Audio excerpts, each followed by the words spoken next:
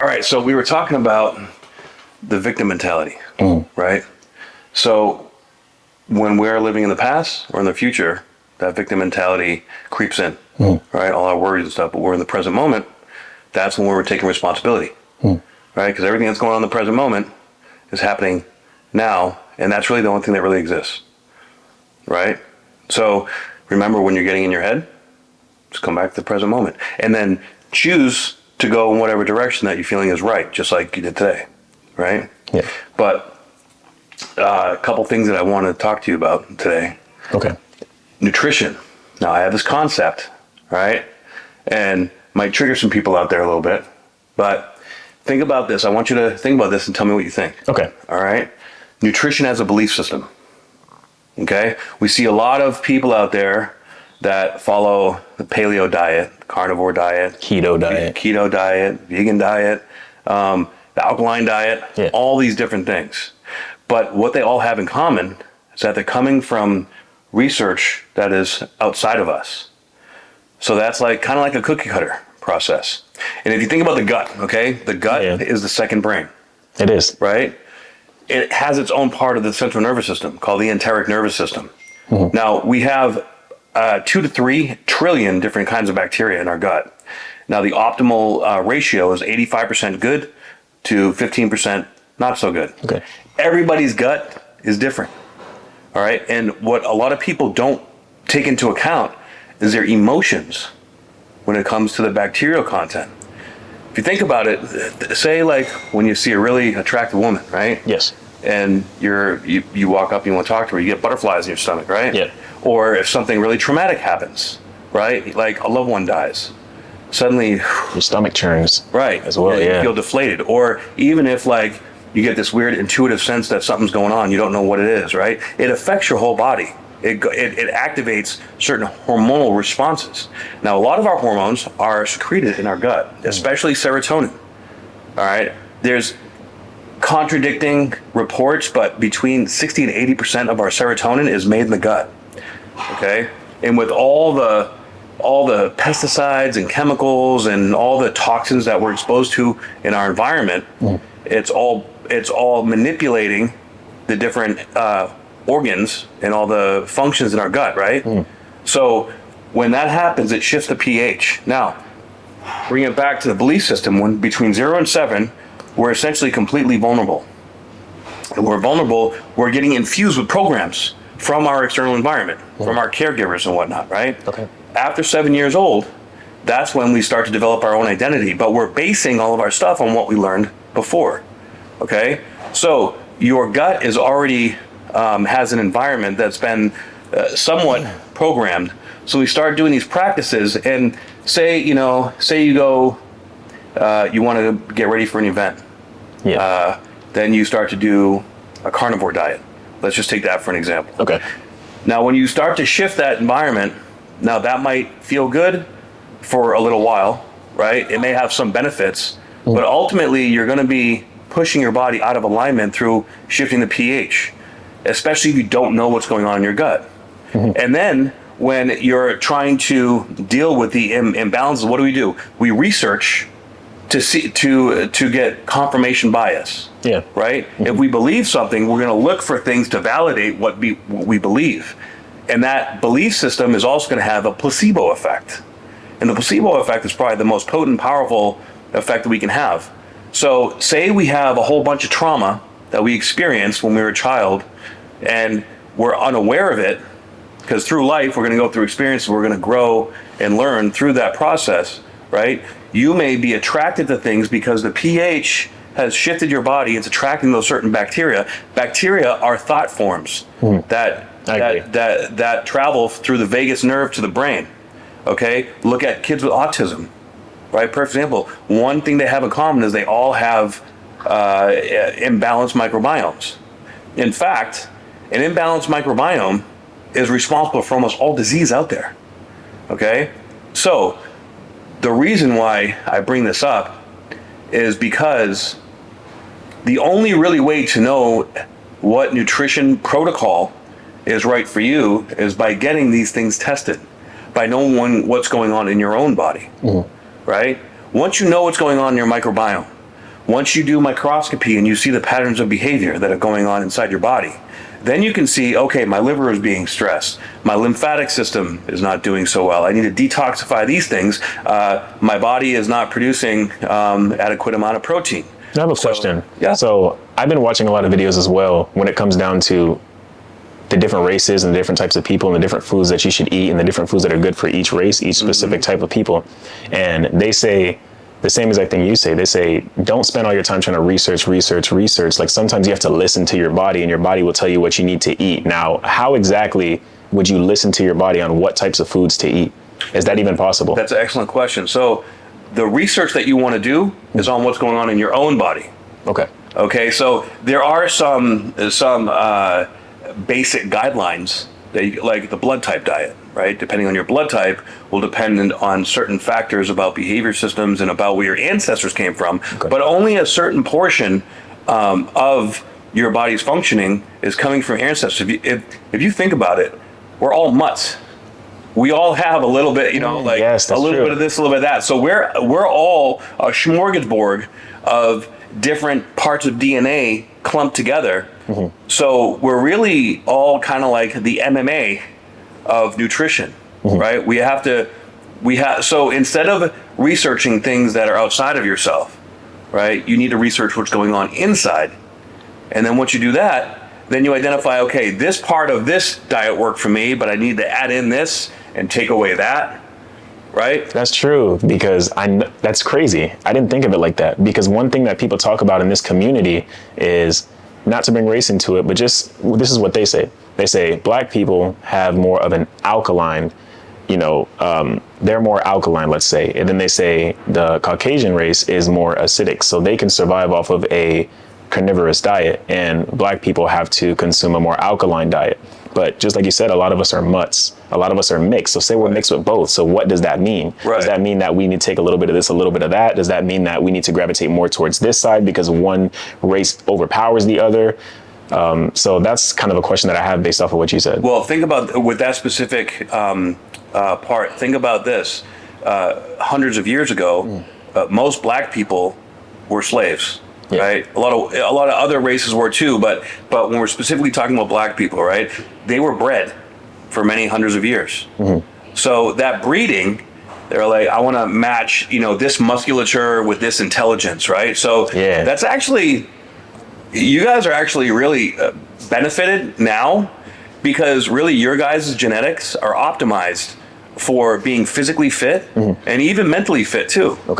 Right. Now, I'm not saying that that's going to overall give you like a sort of an edge on the competition, so to speak, because we also have to factor in, the lack of nutrients in the food, the lack of nutrients in the soil. Yeah, that's true. And the overall, objective of what they're trying to do to keep us sick. Because if we're imbalanced, then we're not open to receive all the light codes and all the ascension stuff easily, right? And this is why, in this day and age, detoxification is so important, right? So we have to start thinking differently. And actually, if you listen to Dr. Bruce Lipton, or, his name just popped up in my head. But take him, for example, right? He talks about biology as a more cosmic effect, right? So our biology is also mixed with our spirituality. Your DNA, our DNA is being activated right now. So as our DNA gets more activated, and we're shifting from a carbon-based structure to a crystalline-based structure, which also completely annihilates a lot of the concepts that have been around for hundreds of years, because literally at the very core of our cellular DNA level, we're changing. That's why, like, 10 years ago when I was competing in bodybuilding, I could eat 6-7 times a day, and crazy. I was able to keep a small waist and be full and feel good, not too crazy full. Now I can't eat more than 3 times a day. Usually I eat once or twice a day, and my body is still responding in a very similar manner. Right? So we're evolving, and that's even more reason to get the insides tested. So if you really want to know how to properly consume the optimal nutrients, supplement-wise, detoxification-wise, and nutrition-wise, you have to get your body tested.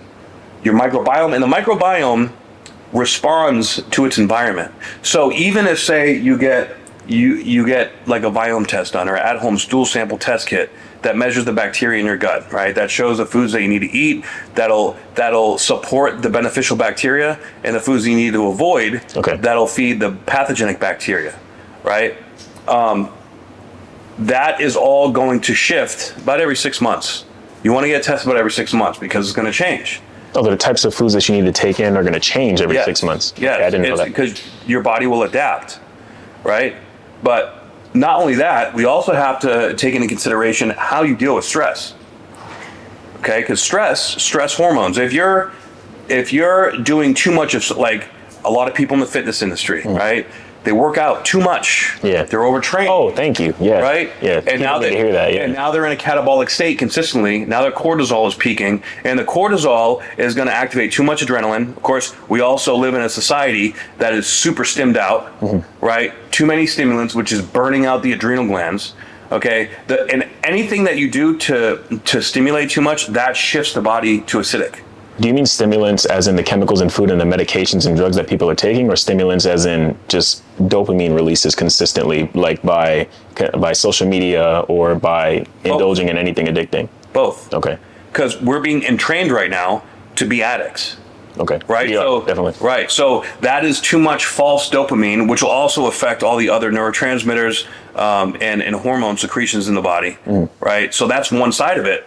Then the other side of it is taking too much caffeine or too much stuff that stimulates the adrenals, because that's going to once the adrenals get burnt out, then the thyroid's going to get burnt out. Once the thyroid's burnt out, then it's going to start to mess with your blood sugar. Once your blood sugar starts to get compromised, that's going to put more stress on the liver and the kidneys. Once those are stressed, it's all going to have a ripple effect. Does this have anything to do with your chakras? 100%. Yeah, because when you said the thyroid, I'm thinking of the throat chakra. So that means that these things are imbalancing you. Yes, and then that affects your brain, because now you're inviting, you start to crave different foods, right? And when you start eating those, that feeds the bad bacteria, that pushes the pH to a more acidic level, all right, which activates the thought forms that go to your brain, all right? And now you're starting to think different.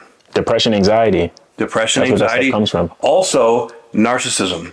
And especially, of course, I've been in the fitness industry for a long time. So using that as an example again, anybody that gets on any kind of performance enhancing drugs, okay? People like the stories that I've heard about the generation now that is doing all this stuff, 20, 30 years ago, those guys did, like, pro bodybuilders did about as much as like bikini competitors are doing these days. Okay.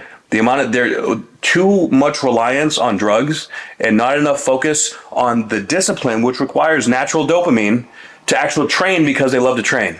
And it's also in training people to become narcissists, right? Think about it. All these people, and I'm not, this is no judgment, okay? There's no judgment here, but a lot of people in the gyms now, they're going in with cameras and they're just filming themselves training, which to a certain extent, you got to kind of do if you want to get yourself out there. Yeah. All right.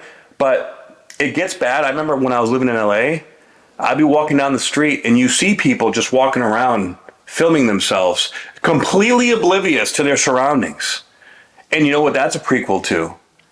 That the Oculus and like the VR headsets, all the VR stuff, right? They're literally conditioning people to go to preferentially live in this VR state where they don't physically have to do anything, and they're just getting these fake dopamine hits. Yeah, I didn't think constantly. Yeah, right. Have you ever seen the movie Ready Player One? Great movie, by the way. Yeah. It's a great movie, and that's actually like part of like what Meta is really trying to accomplish right now. That's what they're trying to do. So a lot of gamers, right? Gamers don't eat for 12, 16 hours. They're pounding Red Bulls, right? Yeah. They're just eating like crap, right? And they're not going outside. They're not getting sunlight. They're going to be deficient in all these vitamins, vitamin D, and all these happiness hormones. So they're the farther you go down that rabbit hole, the more your brain is going to be reliant on this false dopamine. The crazy thing about Ready Player One is one subliminal that I could say was in the movie, if nobody really realized it, was where they lived. Like it basically showcased that the real world was nothing to take care of. It wasn't even a place that, it was just a place that they were living, or a place they were storing their real life, which was the VR headset. Right. Yeah, they were living in hell. They were living in a junkyard because none of that mattered to them. So they were literally living in an escapism state. They fully embody that escapism state. So the way the direction that things are going right now is there's a split in consciousness, and there's going to be certain people that choose to live in that escapist state, and there's going to be others that choose to be fully present and creating their new reality here, which is what the fifth dimension is, because you have to be living in your heart. You have to be present. All these things are designed to keep us from being present, right? You're not wrong. That is so true. Yeah. So if you can find a way or find a happy balance to be present and even still be present during your time doing those things, then more power to you. But you got to be really, really careful, because the deck is stacked against you when it comes to that. They're putting billions of dollars into this stuff to make it as addicting as possible, to take you away from the present moment. Exactly. You're going to have to put in a lot more work to really stay present. And do you think the people that are creating this are using their own stuff? I would say no. Well, What do you mean by using their own stuff? Steve Jobs. Before Steve Jobs died, he was like the guy that made Apple really big, right? Steve Jobs, before he died, said that he doesn't let his kids get on the iPad or iPhone, right? Like, he homeschooled them. He kept them away from all this stuff because he saw what it was creating.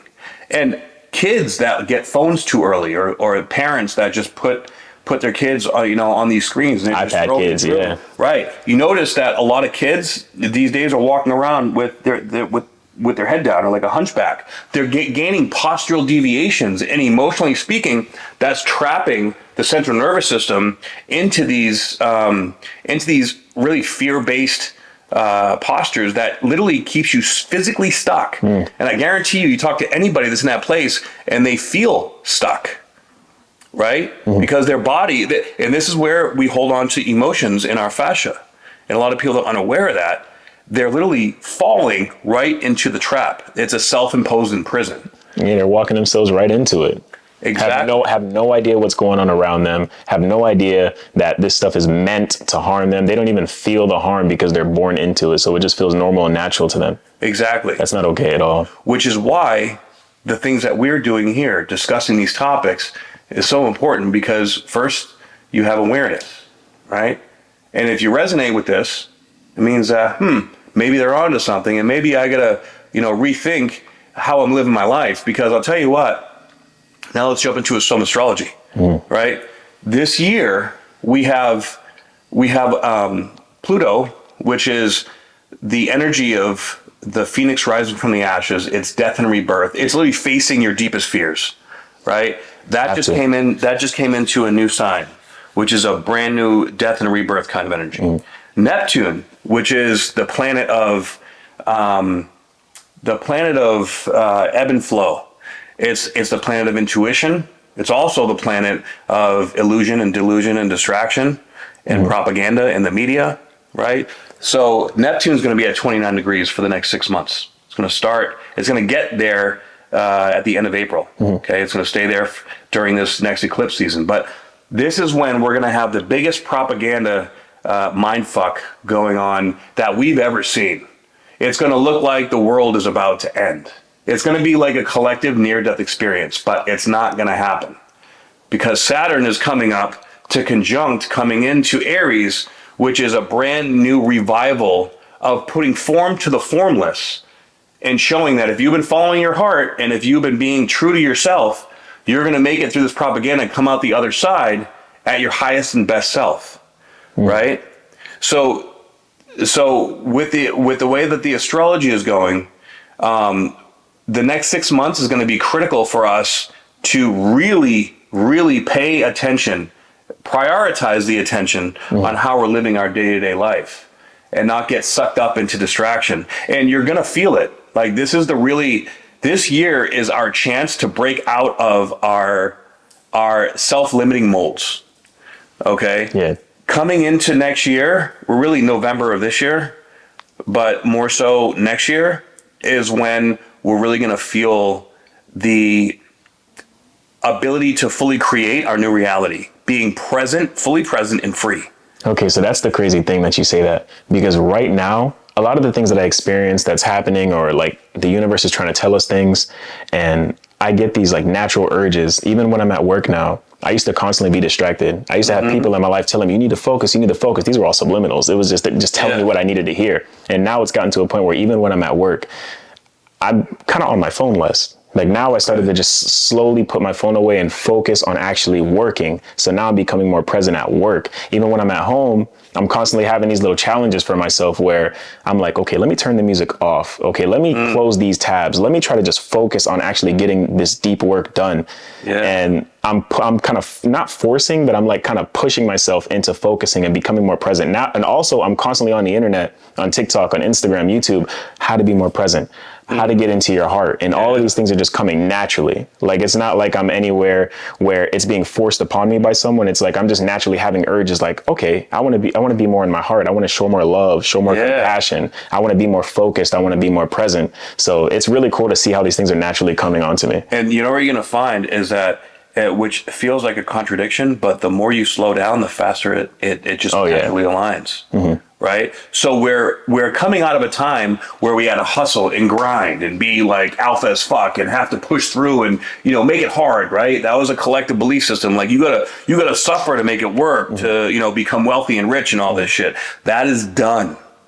Now it's more about how much can you surrender and not push yourself and align to really becoming a full channel of divine source energy. And a couple years ago, I would have said that I'm not going to see that in this lifetime. But now, as fast as things are speeding up, and in 2020, the end of 2025, we're going to see Uranus coming into Gemini as well. Once that happens, I'm going to predict this now. By 2026, we're going to have hover cars. We're going to have cars that are flying. 2026. There's already David Wilcox is already has a patent. And is working on mass manufacturing. I mean, they're probably going to cost like $200-300 grand. But of course, but imagine the change in society when we have flying freaking cars. We're going to have to get new licenses. All right, and like they're going to have like you know, you can only go so high and so low. And that's going to put the airline business out of business. And the police system when we have air cars. Everything is going to change, right? Not only that, but free energy.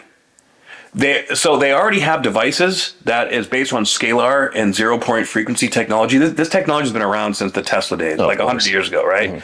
But now they can't stop it from coming out. So they already have technology out there. And I used to have a device where you just get in the realm of this energy and it'll heal anything in the body. Really? Anything. AIDS, cancer.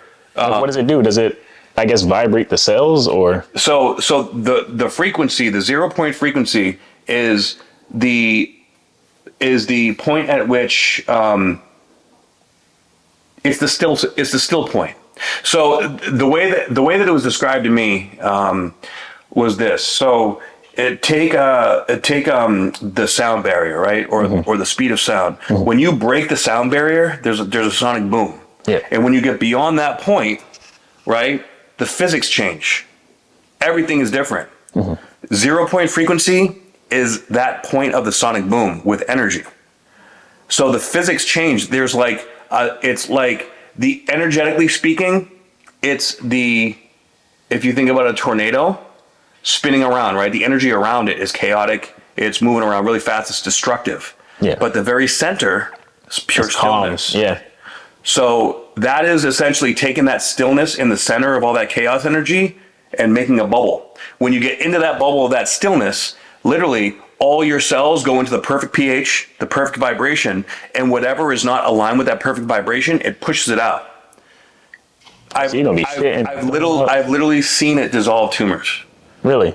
Yes. And what, do you just point it at someone, press a button, and it like does its thing, or? So the device that I had, it was called a tower. It was like 6 feet tall, and you turn it on and you just touch it. You hold on to it. You have to ground yourself, but so I can touch it and grab your hand, and it'll run through my body and yours. That's pretty cool. I never even knew something like that existed. Yeah. So there's also Jason Shurka. I don't know if you know who that is, but he runs Unified TV, and he works with this woman that created something called the EE system. Now the EE system, it's scalar technology, which is basically the same as 0-point, but 0-point is more focused on one place. Like you have an object, you need to touch it. Where where the scalar energy, you have 4 pillars in a room, and they have to be calibrated, and then through the 4 pillars it creates a bubble. And this is exactly, if you listen to any of Billy Carson stuff, right? He talks about when he went to Egypt. This is all technology from ancient Egypt.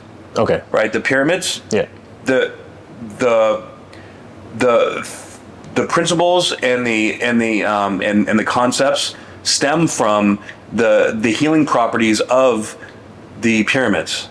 So what they don't tell you is that the way that the shape of the pyramids are, there's actually an etheric upside down pyramid on top of those. it. No, within it, just like the Merkaba. That's where the concept of the Merkaba comes from. Oh, the triangle and the triangle. Yes, exactly. Okay. So they have chambers in these pyramids where back then. Now this is coming from Billy Carson, right? I don't know this firsthand, but I actually know 2 other people that have gone there and have experienced this. You go into this certain place and you will literally leave your body. Really? Because it's essentially, the pyramids are essentially big 0-point hubs.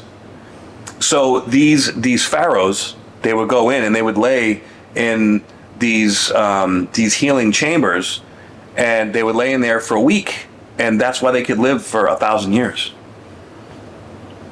Because they would lay in there. What's that? Because they would lay in there. Because is that keeping them alive? Because it's constantly rejuvenate them. Oh, okay. At the cellular level, you don't age. You will stay young.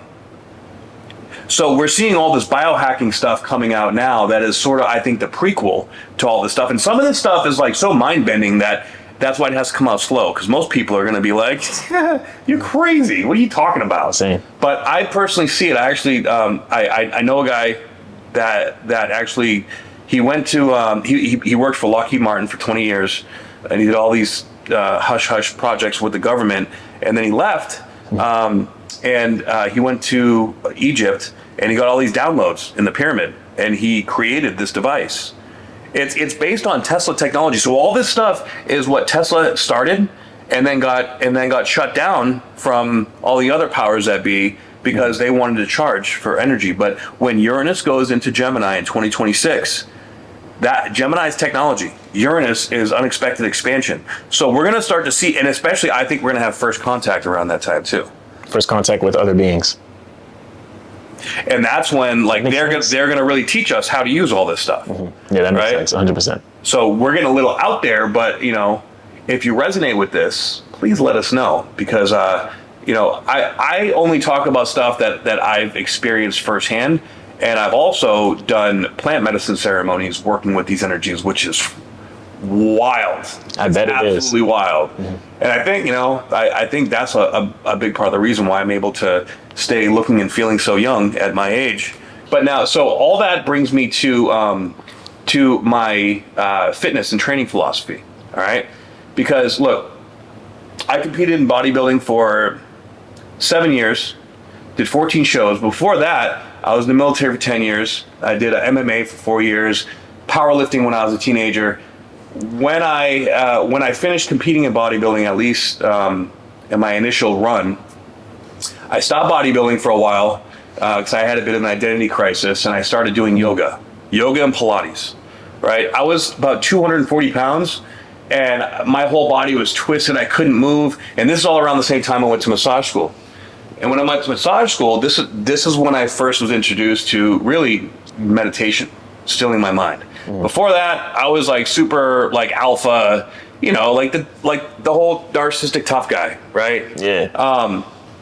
And when I was going to massage school, we had to work on people every day, and before we work on someone, we spent 5 minutes doing what we call getting into our beingness, right? Now, I thought that was the most ridiculous thing at first. I was like, this is stupid. I was there too. I was definitely right. Yeah. I think we all were, because if you don't, it's an experiential thing. If you haven't experienced it, you're like, what is this? You're gonna look at it like that's stupid. Meditation. I used to think meditation was the dumbest thing in the world. I'm like, what? I don't need to do that. And I think it's just because I couldn't do it. Exactly. Yeah. And once you experience the benefits of it, you're like, whoa. I'm so calm. Wild, I'm so right? relaxed. But for me, because I had all this built up trauma and tension in my body, and then I reinforced it with all the training and all the beat myself up and being hard on myself, judging myself. So when I started slowing down about 2 months into that, I remember I was in school and I got this raging headache. It was going right to the back of my right eye. And it got so intense, and I was downing like painkillers and like Adderall and all kinds of stuff just to try to make it go away. And this one particular day, it would not stop. It got so bad that I literally almost like got up and ran myself into the wall because I couldn't handle light. I couldn't handle any of it. So my partner that day, he was like, "Hey, let me do some work on you, see if I can help you out." It's like, please, anything. And mind you, this is during the day in front of 27 people in the class, right? So we lay down, and he puts his two fingers into my CV4 joint, which is right back here where the skull meets the neck. And he pressed up. He probably didn't even press up that hard, but it literally shot me into like an acid trip. I thought I was either having like I did a lot of LSD when I was younger, so yeah. I thought that I was having like a flashback, or maybe it was like a PTSD flashback or something like that. I didn't know what was going on. All I knew was that when I got shot out of my body into this like wormhole, it felt like demons were trying to grab me. And I was freaking out, but I was out of my body, so I didn't really have any control. And I guess while this was happening, I was flopping around like a fish. They said it looked like I was having a seizure. And then like a little while into it, I started to feel like protected in a way. I didn't really understand why I felt that, but I was learning how to surrender. This went on for about 2 hours. Okay. You were like seizing for like 2 hours? I would seize for a while, and then I would flop and I would relax. I had tears rolling down my face, and then I would start shaking again, and then I would collapse. You didn't have control, did you? I didn't have any control. It's the first time in my life that I remember of that I didn't have any of that kind of control. That's terrifying to me. So when I came to, I felt like I got hit by a truck.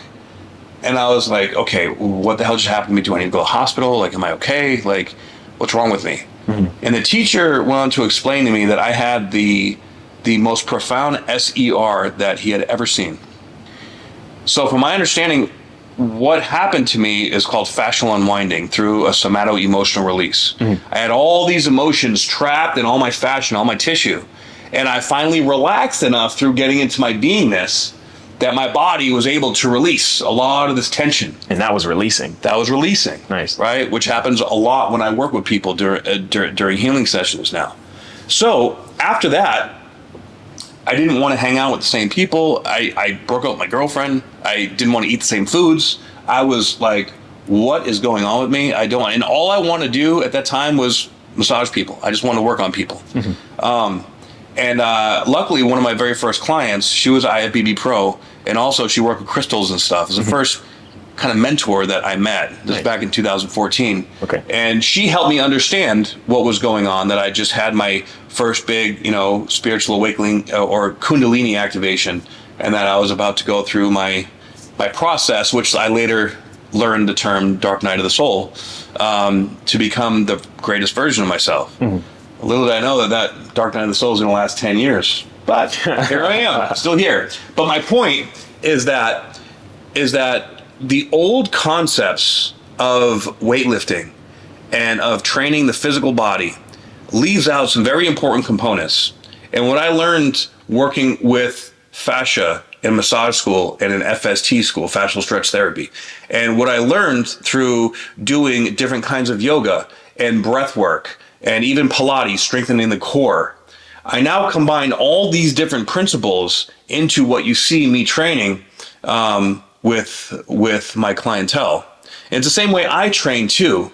Now, from all the extreme things that I've done in my life, and I've done many, I've never had any surgery. I had one injury in late 2019, but that was more stress related because I was going through a really nasty custody battle, and I wasn't really eating healthy, and at that time I had just gotten off every supplement and off testosterone for a couple of years, and that's when my body just completely broke down. But I was able to heal it naturally with stem cells. So my tricep literally grew back, and I actually did a show a year after that happened, and I got my in-body test, and there was only a 1/8% difference in my right tricep to my left tricep. That's good, right? That's amazing. Okay. which means that I didn't atrophy at all. Mm-hmm. And it was torn off the bone. It was kind of gnarly.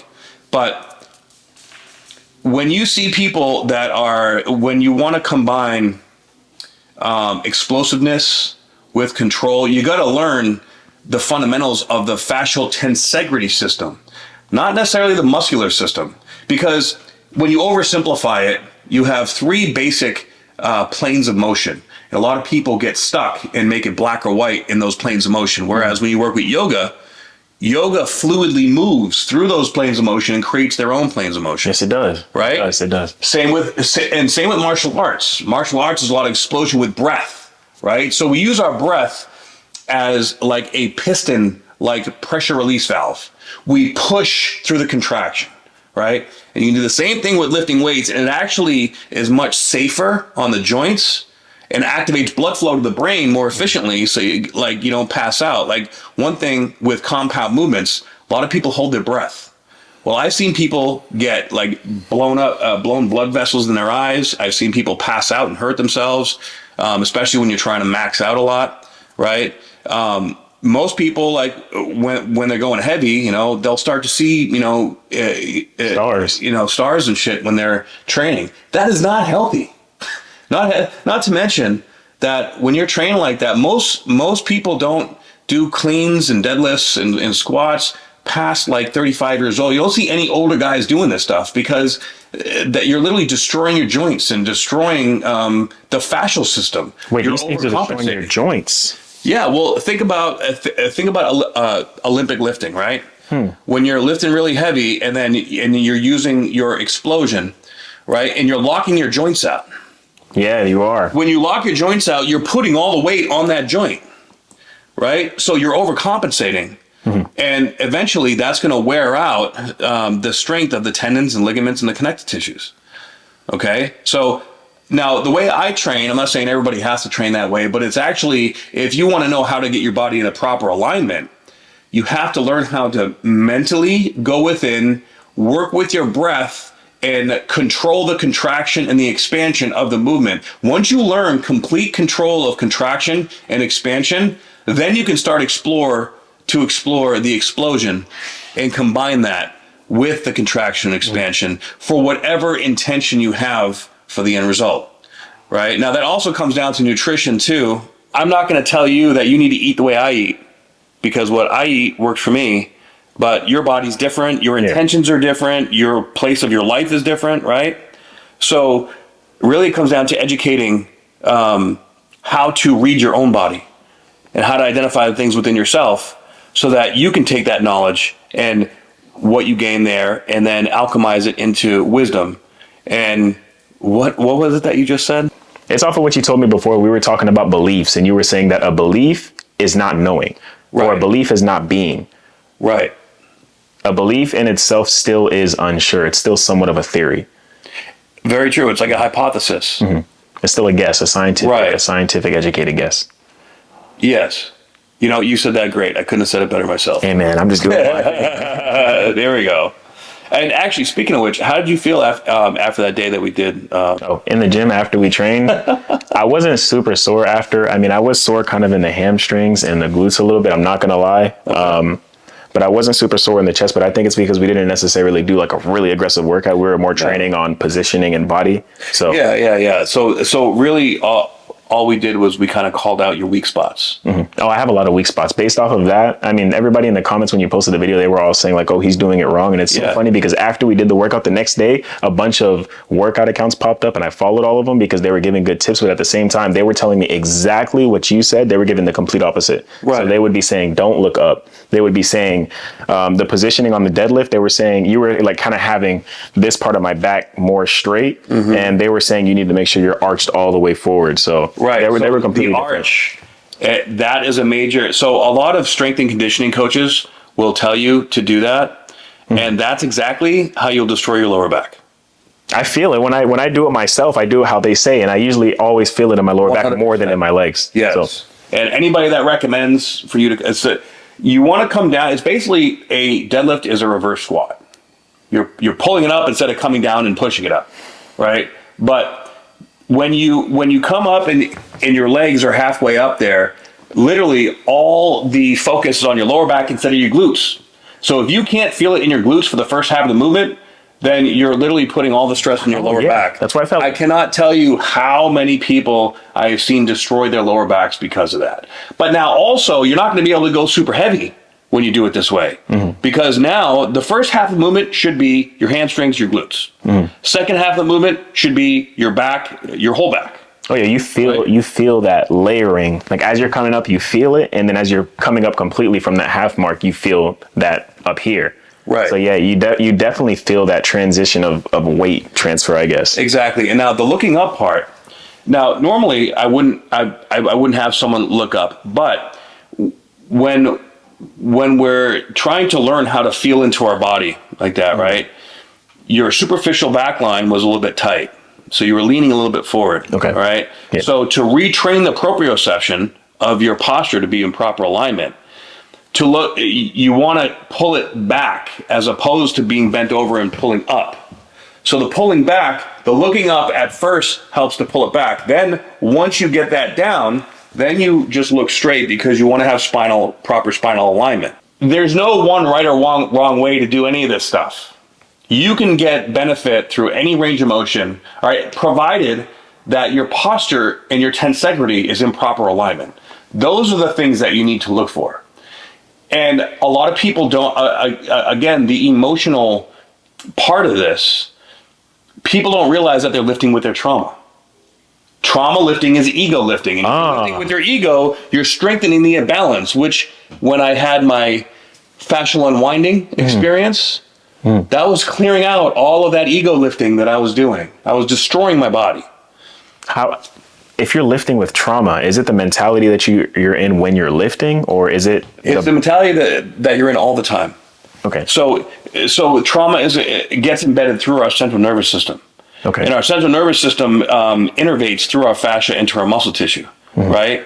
So all of our intentions, everything that we do from our mind is based on a place of trauma. Beating ourselves up. Yeah, it is. Not being good enough. And that's where like alpha as fuck, bro. Like all that whole mentality, that's all trauma based, right? So when you're lifting, and I see this in a lot, again, like in the fitness industry, you see so many people that lift that way, and by the time they're my age, they've had surgeries or they're walking, they're always in pain and they're tired and they're stuck. They feel stuck in life. Because how you do one thing is how you do everything, right? So because of that, when you really take a step back and look at what benefits or like, what is your intention behind the way that you train? When you train from loving yourself, that means that you take that discipline and training and you have success in your relationship and you have success in your business and you have good balance. And when you go to the gym, you know when to not go too hard. You're not going to just try to overstimulate yourself to try to push past barriers, right? Yeah. You know how hard you need to press. You know, have the intention of what's set. And when you do it, you are fully focused in the present moment. If you have to distract yourself when you're training, that's another key. Music as well, right? And what do you think music? That's a distraction. Music can be a distraction or it can help you. Like even sometimes I'll listen to binaural beats when I'm training. Nice. Right? Or sometimes if I'm feeling frog, I like listening to some, like 90s gangster rap sometimes. Oh, hell yeah. That brings out my inner child because that's when I grew up. The crazy thing is that I know what you're saying when you say like lifting with your heart. Yeah. And that's usually when you know how people have like their stages when they're motivated to work out and they're just kind of forcing themselves. Like when you're forcing yourself to do it, it's almost like a love-hate relationship there. Yeah. Or you're trying to love it, but you're more hate it because you're forcing yourself to do it. But it's like when I have those days where I'm like, okay, I have to get my stuff together. This is the time. And I get off of work. I'm so motivated to go to the gym to start this new era of this new character that I'm trying to create. Yeah. And those workouts are the best because they're the healthiest. They're the most focused. Yeah. They're the most present. And I'm actually enjoying myself because of where my head is or where my heart is in that case. 100%. So when you're in your heart and you're training, you're boosting natural dopamine. So when you're done, you feel good. Yeah, I feel really, really good, really good. Yeah, and you can feel really good without stimulants and without things to perk you up, right? And so, and then that comes down to what your nutrition like. What are you supplementing? Are you doing anything to throw your body out of balance, or is your body and or life out of balance? These are all things that you need to look at and consider when you're doing anything that you're doing. Okay. And if you think that, like, I went around and I watched a bunch of videos in the last couple of days on seeing how other fitness influencers are doing their thing. Yeah. And almost everybody that I saw out there is, with the exception of like 3 people, and the 3 people that I saw that shoot it straight, they were older men that just had this silent confidence about them. They're like, yeah, like one guy who was probably about my age, maybe a little bit older. He was like, I don't deadlift, bro. The fuck, like, you want to just destroy your back? Like, that's stupid. It's fucking ridiculous. Mm-hmm. And yeah, you don't want to deadlift like that way, but bending over and doing all that shit, because that's just a recipe for injury. Every time I deadlift, my lower back always gets beat up. Every single time. And that's how you know that's you beating yourself up, literally. Yeah. Right? Oh, shit, yeah.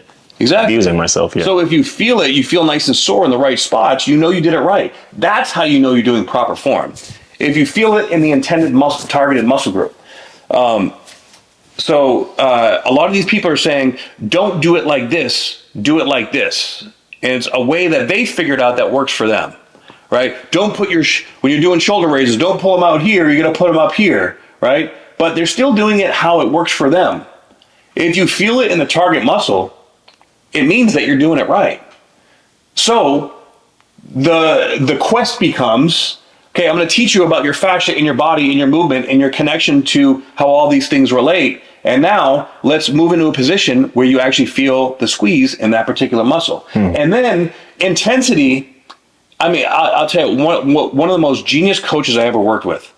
One time I was getting ready for the USA's 2012. And I hired this guy just 2 months out, and I was kind of small. I was just competing as a light heavy, but those guys at the USA's, they were beasts. And I was like, I'm trying to raise up to that national level. And I swear, like the first time I did legs with this guy. Now, mind you, at this time I had good legs, right? Like still got good legs, man. Oh, thanks. But he put me on the Smith machine with 1 plate on each side. I was like, bro, I can squat 4 plates.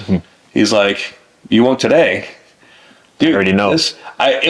We slowed down the tempo, and he made me sit in these different spots that I was speeding through, and he had me literally get into a meditative state while I was sitting there and doing these short range of motions to failure in multiple ranges of motion. In the process, I did 3 sets, 15 minutes, 3 sets. Yeah. I couldn't walk for a week. And that in and of itself taught me you don't need to be like Ronnie Coleman and squat 855 pounds to have good legs. You have to get time under tension, and you have to connect and squeeze the muscle tissue down to the very core. There are layers of muscle in there. And that's what a lot of people do. They focus only on the superficial muscles, not the structural muscle. Layers. There's layers of muscle. In there. So you got to get to the deep. Right. Deep and muscles. the deeper you get in there, the worse the lactic acid buildup happens, and the more pain. And that's where the whole kind of like no pain, no gain comes into play. But how deep are you willing to dig within yourself with staying in that proper postural alignment while holding it and being able to breathe while all these things are happening within you? That is how you connect, and that's more going into like David Goggins type mentality terrain. Right okay, there. so say you're doing bicep curls. How do you get to the deepest muscle within your biceps? Like, is it holding it? Is it going super slow? Like, depends. And this could depend on any day. It really, when you're in there and you're going through your range of motion, and then you get a little fatigued, where do you speed through, and where are you lacking in the contractile process of that movement? So so after you get fatigued, right, you might not be able to pull it up any farther than here. So what we're going to do is we're going to lighten the weight a little bit. We're going to sit here, we're going to come up here, and as we're coming up, breathing out, act like a piston, bring it down slowly. so not going all the way down. Not all the way down. We're going to stay in that 2 to 3 inch range of motion, right? And we're going to adjust the hand position down like this a little bit. That's going to put more focus on the bicep, less on the forearm, right? And we're going to continue to move slowly while we're focusing on our breath, and even, again, closing your eyes and just focusing. And then when you feel like you can't hold it, you start shaking. Okay, then you drop it. Then you start going in the other range of motion down here, right? Then you burn out that range of motion, right? Then you go through the whole way. All right? Wait a minute. No. Oh, that's crazy. This is what I mean. When I say earlier when we were talking, I was saying that like these things just come to me. So yesterday I was in the gym. I was doing chest and I was doing this exercise. It's a machine. It's like you grab the two little handles, you put the weights on and you grab the handles, and it's the incline bench, but it's like seated. So, or bench or chest press. And I was doing it and I did however many I needed to do. And I got to a point where I couldn't really push it. So I was like, you know what? Let me just kill it. So I can only go like this much. So I just ended up coming back and just pushing, and I was just going till failure. And then that's when I stopped, and I did that for all 3 sets. Like whenever I finished doing this, I couldn't go. Here, recontracting. Oh no, I was doing what you taught me on the bench press when you were saying keep your back flat. So even sitting down, I would keep my back as flat as possible, and I would push from here. So I wasn't like this. Okay. I was like this. So and again, a lot of people are going to talk shit about, you know, flattening your back. Yeah. Okay. Some people are going to say, no, you should flatten your back to blah, blah, blah. Okay. I've seen all types of things. You should contract your entire core. And then right here, there is something called the retinaculum. It's a piece of fascia that comes around your thoracic cavity. So what you want to do is you want to rotate, like you have a string here, you want to pull it up. Right, so you're sticking your chest out like this while keeping your back flat and straight. Okay, so when we say flatten the back, it doesn't mean slouch. It means contract and hold proper postural alignment, and then open up your chest like a peacock. And then from that place, now you're in proper alignment with the arms at about a 45-degree angle. All right, just squeeze. Yeah, because if you're just sitting kind of casual and your back's arched, it's not really a squeeze, especially if you're not contracting. Right, and if your back is arched, then that means that you're just compensating with your back muscles, mostly your subscapularis, all right? But also the fascial system right there, you're compensating on about half the movement. So you'll find that you can do less weight when you focus on squeezing the core and making sure your body is in proper alignment. Yeah, that's now, uncomfortable. The proper alignment is also going to be dependent upon what postural deviations you have. So this is why we need to do, like, literally, usually the first workout that I do with someone, it's all an assessment. It's seeing where you're at now, just like with the microscopy. We got to see where you're at and where you're out of balance, so we can first bring everything into proper alignment and balance. Then when we have that proper alignment and balance, that's when we can go hard. But you gotta, so I look at it as like, I measure it from a scale from -10 to +10, right? So everybody has some level or some type of postural imbalance. I'm sure I do too. If I had, like, my friend Nick Antico's IFBB Pro Classic Physique guy, shout out to you, Nick. He's probably the one person that I would trust to train me, because he trains a lot like me. He's very connected. We've done combo together a few times. He's part of the combo crew. But when he trains, he helps point out things in me that I don't see too. So trainers need trainers, coaches need coaches. There's always a teaching and a learning going on. So even when I'm working with someone, right, I'm learning how to be a better teacher as well. So when I point these things out, it's so that you can be healthy and have longevity and understand your own body and your own body's needs, so that eventually you can go off and do your own thing. But what works for one person is not going to work for the other. But these principles, when you can teach these principles, so it's like teaching, give a man a fish and he'll have a fish for a day, but teach a man a fish and he'll be good forever, right? I am a firm believer in teaching a man to fish. That's so important. It's very important. Right? Yeah. So we have to come to the 0 point first. Once we get to the 0 point and you're in proper balance and alignment, now you know what to look for in your body. So now we can get to the cool little biohacks and cool little tricks to push and optimize things from that place of alignment, which is essentially heart-mind coherence, which will bring you into a better place of being able to listen to your heart, to channel, and you'll actually want to consume things that are good for you. These are all the things that really matter in this day and age right now with all this stuff going on, right? So if you got someone that telling you, don't do it like this, do it like that, that is maybe works for them in that particular way, but you can go in any form or fashion, way or direction, but if they're not teaching you about the core principles of alignment and tensegrity. Most people don't even know what tensegrity is. Do you know what that is? I don't know what tensegrity is, but just because you said that, I want to say, like, even a vehicle, like if the wheels are not aligned, you can't drive that car the same way somebody else can drive their car if their wheels are aligned. So all the traumas and experiences that you have, your body, your posture may be different than someone else's. So because their body can maybe move in this position because of their posture, it works for them. But your posture, your body's completely different. So it might work for you to maybe have your arms a little bit further back, or maybe to have your feet maybe bent in a little bit more, your knees maybe poked out a little bit more. So everybody's bodies are definitely different. Just wanted to throw that out there for you guys. 100%. Exactly. And these are some concepts and thoughts and ideas that aren't really mainstream. This is sort of the MMA of the fitness ideology, because I am taking, concepts from different practices. And this is a practice. But for any of you that want to know what tensegrity is the check and balance system of the fascial system in the body. So whenever you have one place that's off, think about how do I explain this?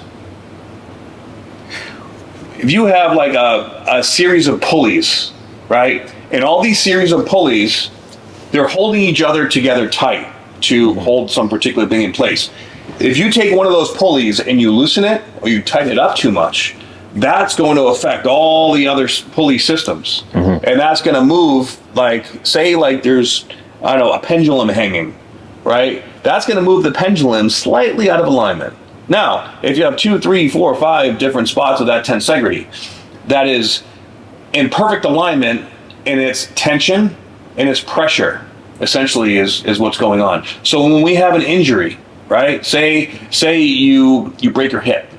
Now that hip is out of alignment. Now that tensegrity spot is going to be weak and vulnerable. So the rest of your body has to compensate. I can't tell you how many times I've seen. Then the hips, one will start to counter-nutate, the other one will nutate, and then the fascia will start to get sticky, and it blocks because that fascia is there to protect you, right? But that protection is also inhibiting you. So that's why recovering from injuries can be so difficult and frustrating, because it takes a long time to find that center again. And once you have scar tissue, once you have compensated, it's going to strengthen up certain muscles, it's going to weaken other muscles. And these things are also, there's energy and emotion of energy running through these areas. So that means that you're maybe suppressing certain emotional components of what you want to do, not feeling at your best self. And, and all these things play a role. You have to look at this in a multi-dimensional format if you really want to be able to have longevity and success in whatever it is that you do. And you also need to have a clear intention and purpose. If you don't have clarity of what you want to create, or if your intention is coming from outside of yourself, right?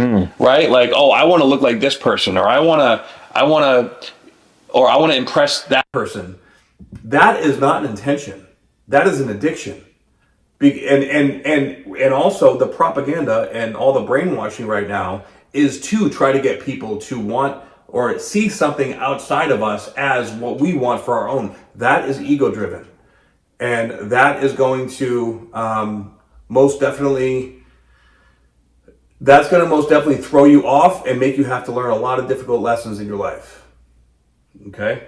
Yeah, 100%. Yeah. What do you got? Oh no, I'm just kind of in and out. Okay. There's nothing to channel right now. It's just that right there was just me listening. Okay. Cool. Well, I think that's what I want to get out, man. I do want to say one thing. Everybody wants a leader. Everybody's looking for answers. Everybody's looking for a direction. So if you provide a direction, people will follow. I thought about that earlier today, and I thought that was very powerful. Just that little quote. Just take it how you will. If it says something to you, then. Yeah, that's really about becoming the leader of your own life. And that's really where we're in a spot right now. We're choosing. Do we want to be the CEO of our own life? Or are we going to allow someone else to lead us and guide us? Yeah. And that is where we got to be real careful, because there are people that have agendas out there that are not for our highest and best vibrational good. Oh, I do have a question actually I wanted to ask you. Bring it on. When it comes to all these different agendas that they're passing, does the gym basically posturing and lifting a lot of weights and just being consistent in the gym, is there another agenda with the gym? I believe there is. I believe there is too. The whole industry, especially in the competitive bodybuilding industry, that is very distracting. You put your whole everything into being judged, right? That was deep. Hey, wait. I'm gonna be perfectly honest. Like back when I was competing, back in my day, men's physique was just coming around. I tried men's physique once, and it's shifted and transferred, or it's evolved a lot since then. But the way that they have posing nowadays, it looks so ridiculous to me. The types of posing they do, It's so doing some crazy stupid. stuff, man. Like I've always loved bodybuilding posing. I think bodybuilding posing is an art form. I think it's beautiful, and I think that it's a real expression of creativity. But with bikini, with wellness, with men's physique, with all this stuff, I don't know, man, but there's no talent that goes into it, and everybody's doing it too. And all the propaganda that goes in the marketing of all the supplements, and like there's a lot of people that sell out. I'm just being real. For those that don't sell out, I salute you. Like I really think that that's a powerful, positive thing. But there's a lot of people out there that are just scraping for scraps. And it costs money it's not like you're winning a bunch of money in bodybuilding, right? I did it for a long time, and I look back on it, and I'm happy that I was able to get myself in the shape that I was in. But I also really beat the crap out of myself too, and I hurt myself a lot. It took me really about this almost whole 10 years to really get my body back into full, proper 100% alignment. So if you're going to bodybuilding is one of the few sports where it's an individual sport, right? It's kind of like MMA, where like MMA, at least you have a team. Where some people in bodybuilding have a team, but it's very individuated. So it's a very independent place to be. So if you are in the fitness industry and you feel successful in your life, you're doing really good things, and you're doing it in a healthy way, then I salute you, because you're maybe I'd say 5 to 10% of the entire community is doing that. But if you're finding that you're doing, you get this, like I've seen so many guys, particularly, they'll like do okay in a show and then they get obsessed, and they do not have the genetics to become a pro, and they're almost like kidding themselves. They're lying to themselves. That delusion and illusion, especially right now, you're going to hurt yourself. So don't do that. That's where it starts, right? So whatever you are doing, do it because it's empowering your soul, your heart center, not because you're seeking that external validation. And there is a lot of seeking external validation in that sport. That's a big one. Yeah. You got to stop. Look, and if you even think about spirituality and religion, all right, a lot of religions are counterproductive because they are teaching that you need to look outside of yourself for someone to save you, right? Or that you have to suffer in this life to go to the next life to be happy.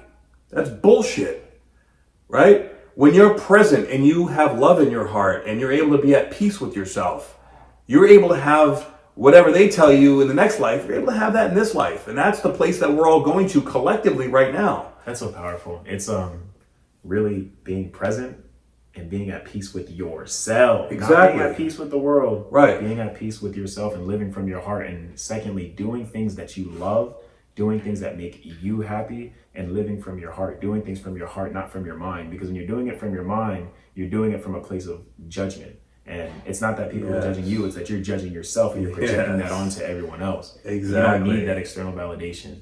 You don't need anything externally because no one's coming to save you. Nobody, like the people that are judging you are not coming to make you feel validated. You can only do that yourself. So just remember to live from your heart. 100%. Do it because you love it.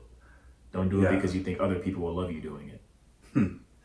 And we're moving in a time from competition to creation.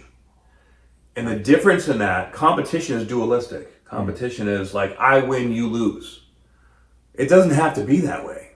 Thank you. Creation is, I'm doing what I love and I want to lift you up, and I want to see you do great too. We can both stand here being winners together and shine together.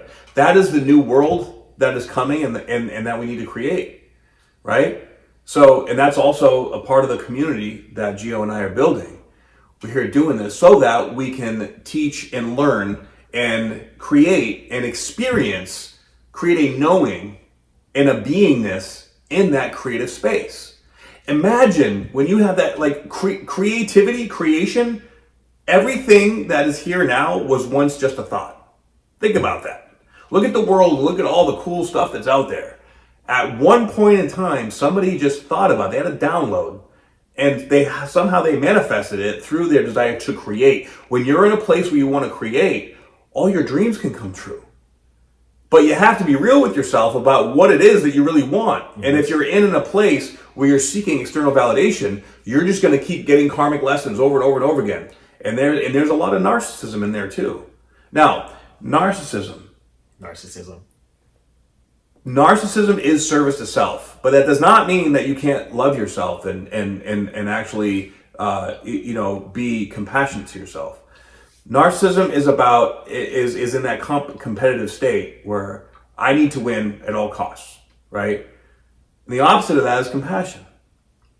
And there's entirely too much.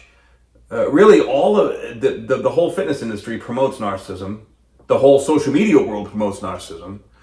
So, in one sense, we have to utilize these tools so that we can connect. Not by stooping to any level, but by being in our creative space in our heart and stepping into those places and showing, hey, there's a better way. Mm-hmm. You ever just be around certain people like, man, I love their vibe. They're just like, I want what they have. Chances are they're in their heart and they're just doing what they love. If someone motivates you or inspires you, look at the most successful, athletes or the successful anybody that's out there. Well, I'm going to take that back because that can go either way. Yeah. But you know if somebody's good, right? And you know if someone is not good. And so these are all the principles and the belief systems and the thought processes that go behind all of these things. And it's very unconventional and it's not well understood. And if you've just read a few books on certain things and you're following what you've learned in these books, and you haven't experienced the full gamut of, like the pros and cons of these things, you need to take information and then experience it and create your own, and then instead of compete with it, create your own new thing. And that creation is where you will change the world through changing yourself. And that's what we're going to do, change the world. I want to actually say something on that selfishness. There's a difference between being selfish for yourself and being selfish for others. Mm-hmm. And this also opens up a question. If you want to be better and you want to be less selfish and you want to be more giving, you have to ask yourself, why are you giving? And this can answer that question of selfishness. Are you giving because you have? Because you always have, in order for you to help somebody else, you have to help yourself. You have to fill your cup before you can even give it to anybody else. So ask yourself that question. Are you giving because you have, or are you giving because you lack? Because some people give because they have this people pleaser mentality, and I've been there.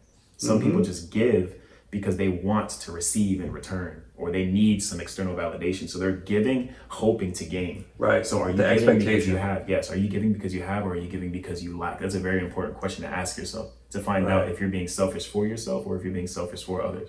And really, the having and lacking in this sense, it's more of a mindset. It's not like having money or some kind of material possession. It's, do you have the desire to support someone, and do you have the space to do that? If you don't have the space to do it, don't do it, right? But if you have the ability, if you have if you have the heart, if you have the desire, when you give without expectation. And that's not the easiest thing to do all the time. Being able to live like this, to me, this is like contest prep for life. This is how life this is spiritual bodybuilding to me, right? And being able to cover all these different areas, it's a lifetime practice. This is not something that you're going to get in a month or a year. All right, you're going to go through many layers of identity. You're going to go through many layers of failure, of success, of different relationships and goods and bads and reactions and responses. And time is just going to keep going. And that's okay too. It's okay to go through this cycle. It's perfectly fine to fail. Failure doesn't actually exist depending on the way you look at it, but it's okay to fail. It's okay to gain and lose it all. It's okay. It's okay to go through this journey, to go through this cycle, because you're gonna end up exactly where you need to be at the end of the day. You're gonna experience what you need to experience by the end of the day. You're gonna be who you're gonna be by the end of the day. Nothing's gonna change. You're not actually losing everything. You have everything. So if you lose something, it doesn't matter because it still exists within you. So you're not actually losing anything. So if you feel like you lost something, if you feel like you're losing at life, if you feel like you don't have enough, if you feel like you lack, once again, it's a mentality. Just know that it's all part of life. It's all part of the journey. Just enjoy it and change your perspective accordingly. Bam! Couldn't have said it better myself. A strong aligned body will bring a strong aligned mind. And if you listen to any great people that have gone through hell and back, the person that comes to my mind, of course, is David Goggins. Right? Goggins. This dude, he was born into hell. All right. Now, I've been through some hellish things too, but that dude on another level. And he took that hell and he made it his bitch. And however he manages it, that's how he became his best version of himself. How he lives his way. Now, that's not going to be appropriate for everyone. However, the principles that he talks about and the way that he approaches everything in life works for him, and the primary concepts of being your own, challenging yourself in a way to create the world that you want to be, and pushing your limits to discover who you are. If you're going to push limits to go that deep, then you fucking do that, right? But do it from a place of wanting to be a better version of yourself. Don't do it in a place for wanting to beat this person or that person or not from outside of yourself. You got to do it from within. That's it. You stick to that philosophy and you will be successful. It's all a mindset. That's really, at the end of the day, that's all it is. It's really just a mindset. Yeah, it really is, man. Just got to be willing and open enough to have that mindset shift and allow things to fall into place the way they need to be. Exactly. Once again, and that requires patience. And that requires trust. And, with all this fear mongering going on, it's easy to just want to get ahead of it, right? Yeah. But the funny thing is, I spent a few years of my life trying to get ahead of it, especially doing astrology, right? Yeah. See, this energy's coming up, and that energy's coming up. I'm gonna try to swindle my way through the universal energies to, outsmart it. There's no such thing as outsmarting it or getting ahead. Now, being prepared by being centered, right? And being your best version of yourself, that's how you approach these energies. That's how you approach change. That's how you approach life. By being ready for whatever's going to come your way, be your best self, bam, okay, let's go, let's get it. You're always ready, right? But there is nothing that you have to do outside of yourself to get ready. It's all within. That's it. One thing that I learned is being yourself. You can't actually go out and change someone. The only thing you can really control is yourself and how you perceive or respond to certain situations outside of you. But it's like a movie. It's like everything is a movie. If you're sitting in a movie theater, you can't actually change anything that's happening on the screen. All you can do is change how you respond to what you're seeing. Right. And that's exactly how life is. That is how life is. It's all mindset. And the sheer amount of change that we are going through, it's not allowing us to depend on these coping mechanisms anymore. So whatever imbalances that are going on, they're being thrown in your face right now. So are you going to look at your triggers and ask yourself these difficult questions, or are you just going to keep projecting and compete and talk shit and not honor your own process in the process? Really, your triggers are your teachers.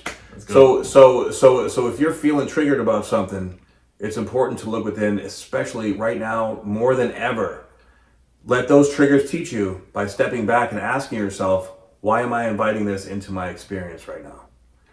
What am I doing to create this process? Because whether you want to or not, or you want to believe it or not, everything that's happening in your life, you're creating through your frequency, through your vibration, right? Every organ, every cell in our body is a frequency, is a vibration. That's why frequency medicine is the medicine of the future. You're a big magnet. Right. So be a big magnet for big good shit. Let's go. Let's pull this shit into our lives. Yeah. We don't want that bad Exactly. No more chasing. We attract. All right. So attract that optimal physique. Attract that healthy mind. Attract that beautiful relationship. We don't chase, right? we attract.